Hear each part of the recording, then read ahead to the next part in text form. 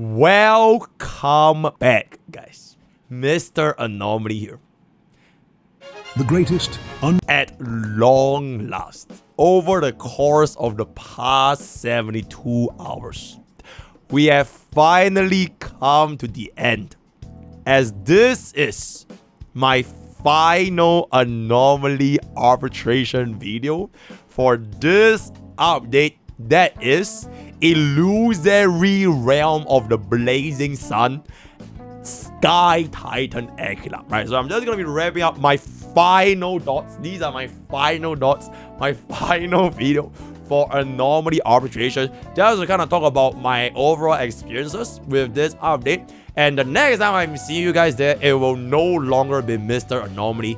That's right, we are finally gonna play currency war, right? So that is good, that is it, right? Okay, jumping straight in right now, we're gonna be splitting this from night 1, night 2, night 3, which is gonna be the 3 nights, into Aquila herself. For a little bit of a context, you can check out all of the different videos right here. I have done everything that needs to be done against this bada bitch, right? I have done my free-to-play account, full 3-star clear as a complete free-to-play, as long as Aquila fight getting us the gold border. Then this is gonna be my personal account up in there, the Quadra Zero cycle as a Mr. Light Spender, if I can say so myself. And I've also, on top of that, tested Aquila with pretty much one or if not pretty much every single possible team comp that could be done with Miss Aquila over here, which is gonna be right here, right? So this is gonna be every single team done with our version 3. All the DPS, whether or not you're Kryos Hair, not Kryos Hair, Saber, Archer, D-Hurler, whatever it's gonna be, as well as even a couple of non-version 3 teams. So everything that needs to be done for my free-to-play as well as my personal account has already been done. But wait, there's even more, because we also recently just went through every single one of our Polite Mode difficulty clears, where we essentially attempted to get us the clear. Wait, actually, chat, do you think this account could clear Polite Mode? Cause that was a 0, right? Do you think this team is possible? Okay, editor, pause recording here. I'm gonna just keep going, but we'll do one try. Okay, you know what? Let's just give up, right? It's not flying. the greatest Honkai Star Rail tourist that has ever lived. Right, okay, I've basically done everything that needs to be done for Anomaly, Polite Mode, Aquila, as well as everything else. So let's just talk about the first things first, and that is gonna be this current night 1, night 2, and night 3 lineup, right? So for night 1, I'm sure you guys have also seen from our private data, this is like the easiest night 1 we have seen in a long time, because the overall standard deviation, the standard clear cycles required for Automatron is considerably faster compared to night 2 and night 3, right? So this night is actually super nice, and there's like a lot of different ways that you can kind of deal with it, as long as you can just don't get crowd control that frequently or any of those things that are gonna be giving you the cleanse. You shouldn't have that big of a problem. So I think that for this part, you have a lot of ways to actually tackle level, right? Then for night 2 and night 3, I would say that this is the classic super breakers, right? Unless you main boot hill, then it is what it is. Most players in HSR, they would have access to Super Break, so this is pretty much gonna be a definitive clear for almost everyone in the mounts, because as we know by now, as long as you are a HSR player, the single highest owned unit rate in the entire game, it is pretty much Rame as well as Firefly's Ring, right? That is the most popular team ever since version 2. Almost everyone in Mounts has this. So if you have that, I don't think you're going to be facing that big of a problem with Night 3. If you do not have Zoro because you just started in 2025, right? For example, MrPokke, you can run a lot of the, like for example, D-Herda, your Trivi, your area of effect units to just tweeze around with your TV energy. You also shouldn't be facing that big of a problem, right? So I would say this Night 3 was overall very manageable. I think that overall TV boss as a whole is one of the more approachable bosses that you're going to be having, not just in Anomaly Arbitration, but also for pretty much any of the endgame content, right? So Night 2 is the one that has a little bit of a... So the only real clear for Night 2, there were basically 2 big boys, which I believe was the Remembrance flagship, because Remembrance flagship just clears every single night. or you're going to be running Final, right? So these are the only ones that Knight 2 is going to be doing with. I think most players are probably going to be facing a lot of difficulty, especially against this guy. I'm not sure if you have played Wind Serpent yourself, you can see the amount of damage he actually deals to you and the counter. If you don't have a V3 sustain, I actually find it very difficult to actually keep these up alive, especially if you're still running like Garrick or something. Like this is actually a bit of a pain in the ass. But once you actually get to Hule, I think it's at least a little bit more manageable. But this bar is definitely going to be a pain in the ass, right? But aside from that, I would say that generally speaking for Knight 1, 2, 3, the overall barrier to entry, it feels lower. So for example, the previous Lygus Knight 1, 2, 3, the most difficult fight was both 2 and 3. Right, 2 was with our memory zone meme, which you kind of just have to use your DOT team. If you don't have DOT team with the crit damage debuff, it is gonna be quite a high difficulty. And then Knight 3 was the one that mobs you a billion fucking damage in the Alliance. I'm not sure if you guys still remember. So both 2 and 3 were like considerably difficult for a lot of players. But for this time around rotation, it is mainly just Knight 2. And I would say that even for Knight 2,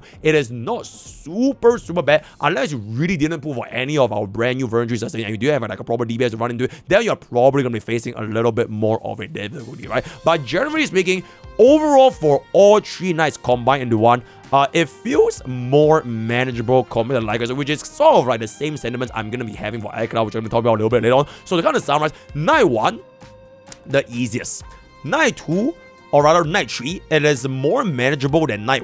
not as manageable as Knight 1 because you're going to be clearing slower. But because a lot of players have Super Break, you shouldn't be facing that big of a problem. And if you do not have Super Break, then any of the AoE is going to work. And then Knight 2 is going to be your biggest barrier to entry. So if you do have a Remembrance flagship, this is pretty much going to be the team that you're going to be running them in because it is going to be the most annoying Knight, right? So that's going to be that for our overall thoughts for Knight 1, Knight 2, and Knight 3. Okay, this is going to be the main fight up and down, right? Okay, Aquila. I would say that for this boss fight, Aquila, it is structured very differently from Lygus, and it feels like it is harder to zero cycle, but easier for more people to clear. So what I mean by this is back in Lygus, right? Lygus had the mechanic of the Blade of the Ring King, which Aquila technically is gonna be not as crazy, right? Because this is still pretty considerable and everybody hates this function, right? Everybody hates his energy drain. But compared to Lygus, the mobs that he summons are dealing way more damage. So back for Lygus, if you did not have Hyacine, and if you were running DHPD with any units that's not going to be like, for example, your Final, right? You are still going to be facing incredible difficulty to actually clear King in check. Whereas for your Aquila this time, I think a lot more teams actually had the abilities to at least get yourself the clear, whether it be at 1, 2, or even 3 star, right? But overall, to actually get a 0 cycle, I think it's gonna be still more difficult. And as to nobody's surprise, the best in slot team clearing this is still gonna be Remembrance flagship, right? So if you do have yourself the Casual, if you have an Ammonite, and God forbid if you even get yourself the Cyrene for the full Remembrance flagship, you are probably gonna be having absolutely no issue when it comes to Aquila. But getting a 0 cycle would be more challenging compared to Lygus, because Lygus does give you either 1 or 2 units team-wide 100% energy regeneration as well as action value advance, which is like incredible fucking value, especially if you're going to be considering highest and all that kind of stuff, right? So that's going to be that. But then again, back in Lygus, we didn't have Cyrene. So Remembrance flagship right now with Cyrene is so much stronger compared to back when you had to use the Lygus with Tribute. Like, I'm almost positive if you were to use Cyrene right now with Lygus, you're probably going to be having an even easier time. Which I think is like kind of funny because like the entire time we were fighting Cyrene with the whole version 3.7, Lygus actually become like super manageable, assuming you actually had her back in those days, right? But unfortunately, that's never gonna happen, so it is what it's gonna be. Other than that, I would say that for King in check, aside from a Hyacine check for your Remembrance, almost pretty much every single version 3 DPS you are able to get a clear, right? As seen from our previous testings, almost everyone got within the 4 to 5 cycle range. There was not a single one that actually hit 6 cycles, except for, I think, Saber, if I'm not mistaken. But then again, Saber is the only one that really suffers a lot from this energy absorption, because the bro does not have a proper slot 2 and slot 3, aside from Sunday, right? So Barbarian as well as Hue, these two heavily relies on energy regeneration, and if you do not have the uptime, it is going to be cooked. And Hue, as you know by now, in 2025, you run 5 and sustain.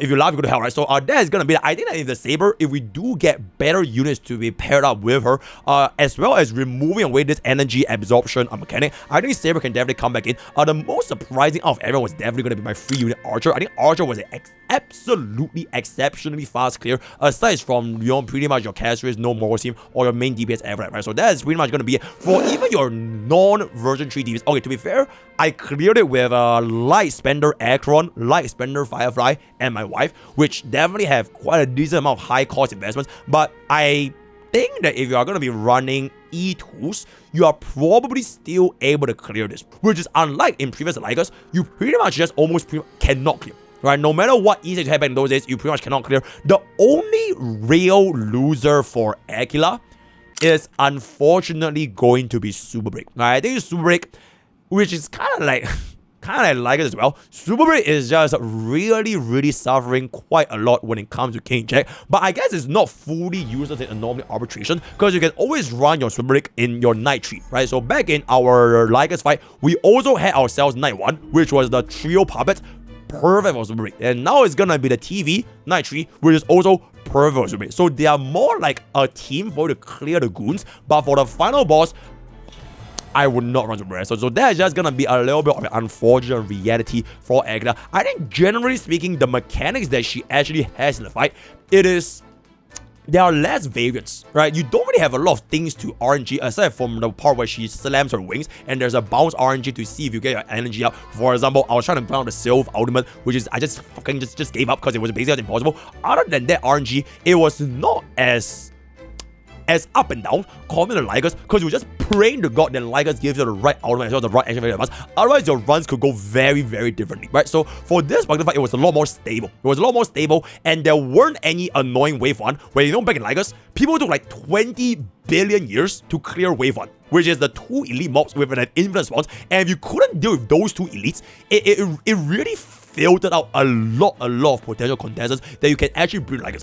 Lygus himself as a fight, I think is still quite okay. It's still kind of manageable because you can just get all the free ultimates and action value to you a ridiculous amount of damage. But the wave 1 with the 2 elites, that was like a huge pain point, especially if you're trying to run like your single type burst DPS. For example, a next up, right? If you want to run a next up or even Phynon, the minions that wave 1 summoned, it was so fucking tanky. It really slowed down a lot of overall fight progression. Whereas this time, you just straight up go against Aquila. So Phase 1 is just going to be 5 targets, Phase 2 is 5 targets, and then Phase 3 is going to be 3 targets, right? And Aquila sometimes, she switches back and forth between 5, 3, and 1 target. So there's kind of like a mix between all the different variables. So sometimes you want to run the averagation for wave 1 and 2, and then sometimes you want a single target where, for example, you want 3 targets at every night, then you can also going to be doing a lot better, for example, in the final phase, right? So there's a bit of a clear for everyone. Maybe for like D Herda, for example, you're going to be clearing very fast in Phase 1 and Phase 2, but Phase 3 is slow down. So for the part where it's slow down with D Herda, if you do not have an Exile, you're definitely going to be able to suffer. But if you do have an Exile, you can still make use and pivot into it like a single target burst DPS, because once you clear 2 of the low hits, he's pretty much permanently single target, right? So a lot of different ways that you can actually team up with your multiple variations of like targeting, which is evolution, destruction, or even like single target, right? So that is gonna be that for the overall thing. I would say that the only scary part for Aquila is the actual very first phase, because she actually deal a lot of damage, right? She deal a lot of damage in phase 1, but from wave 2 as well as 3 onwards, he actually doesn't deal as much because this particular buff is actually very nice, right? It increases by your hits by a huge amount. So the real difficulty is pretty much just gonna be your first 2. I think the second phase is honestly not that crazy. The first phase is the one that is gonna be filtering quite a decent chunk. But by the time you reach phase 3 and Hyacine pops and seeing Poi, you shouldn't be facing that big of a difficulty. And also this kind, the buff they provided, it was also a lot more universal. So you have either the HP scaling DPS, the attack scaling DPS, or even DOT itself, right? And then special shout out to DOT, right? I know there are like discussions whether or not DOT is gonna be there.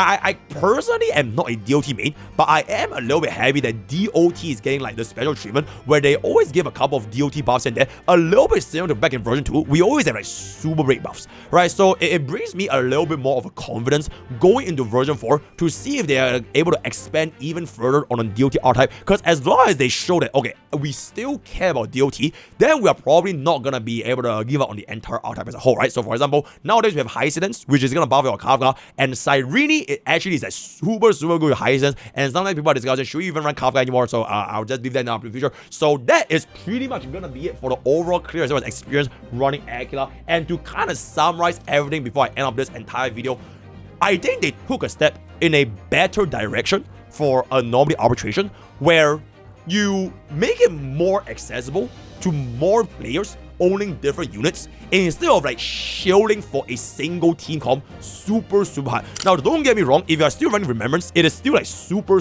easy, or like a lot easier compared to other team comps, but at least the barrier to entry is a lot lower. And I think they should be doing this repeatedly for future Anomaly Arbitration as well. The thing that is they made it difficult is that the ability to zero cycle, which shouldn't really be like, you don't need this diamond frame, right? Because they're literally, it serves zero purpose. So even though they made it more difficult to zero cycle with the lack of energy or not, I don't think it matters that much, especially for like 99.999% of the playbase, except if you watch MrPokke stream, and if you cannot get a zero cycle, don't even worry about it, right? So going forward in the future, so who knows if we're going to be fighting Iron Tomb, if I whatever version 4 boss, I hope to see more of these like boss designs where it's a less heavily concentrated for a single archetype and just make it like more accessible to everyone. It doesn't have to be like everybody has to get 3 stars. Even if people can get like 1 star clear, which is sort of like the standard nowadays, that is still good enough, right? So people can still feel the sense of accomplishment to actually go for that. You know, I actually beat the final endpoint HSR. Then for the real elitists, right? The real elitists, the real meta tryhards, they are chasing the best in stock team comp.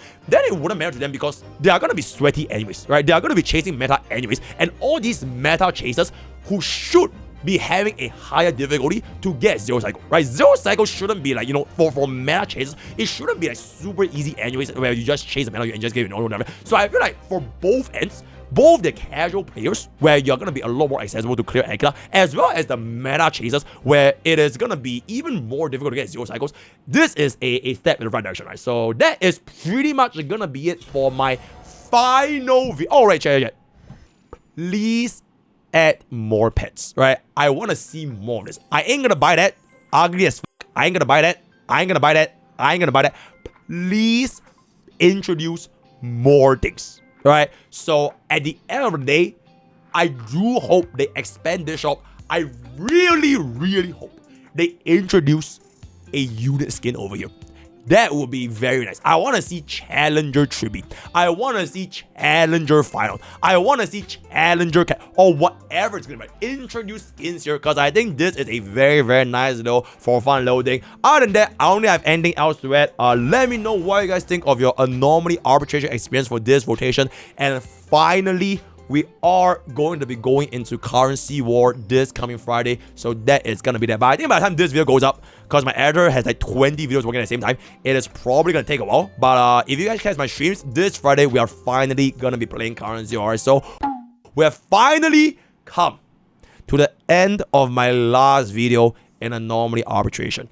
Word of the day is going to be, see you guys in Currency War. Join Twitch, join YouTube, join Discord, join Twitter. Use code POKE for 10% off gamer subs. All the best for your gacha boost. And I will see you guys next time. Bada boom, bada boom.